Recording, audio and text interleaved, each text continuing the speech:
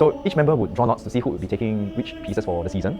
They will go back to study the piece, they will find out the history behind the text, the meanings behind the text, the translations, the purpose for that piece of music, who the composer was, his circumstances, the time and the period that this piece existed or was created, and what was it like at the time. And then when we come together for rehearsal, the members themselves will be telling us the story behind the pieces. How do I practice at home?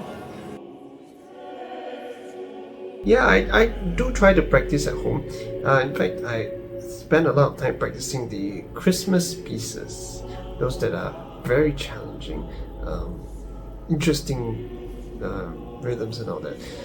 So much so that even the people at home also learn how to sing it with me.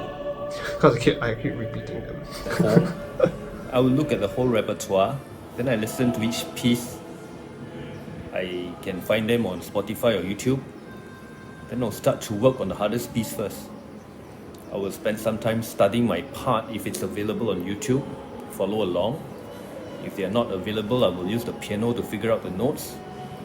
Now this is all done at home. Once I feel competent enough, I will repeatedly listen to it on train rides to work while mentally performing along with the ensemble from memory. Once I feel fully able to reproduce the performance mentally, I will move on to the next hardest piece. In an ideal situation, I will make a MIDI type version of my part to sing along to at home and listen to while in transit. But I usually just end up with the music on the screen while I jet with the piano app on my Is phone. at home. Honestly, I just sit at the piano and I slog it out. So, to be honest, yes, I have to sometimes wing it at rehearsal. I be sight reading all 4 lines, sometimes even 8 lines if it is a double choir piece. But thankfully, not very often. Practice anywhere. Sometimes I may have an earworm in the car, or when I am in the toilet, or when I am about to meet someone and the earworm just keeps going in my head. And despite my salutations with somebody I'm having coffee with, the music is playing in my head. So I would have done my own research as well on the piece. I would have had my own perspective as well. I would then analyze the score, break it up into segments, find out where the tricky parts are for which voice, find out where the duets are, call and response.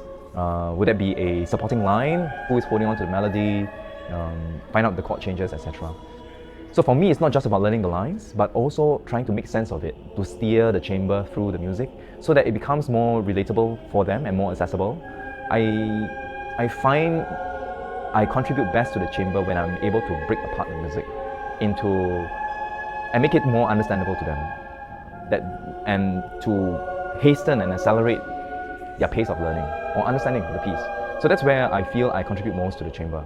I guess being a music director, there is some sense of schizophrenia in us, I think. We can never escape the music. It becomes so much a part of our lives as we are preparing for the season or as we are preparing for a rehearsal for the day. Is it a curse for music directors? I don't know. Maybe I'm the only one. But I'm sure there are some who would share my burden as well.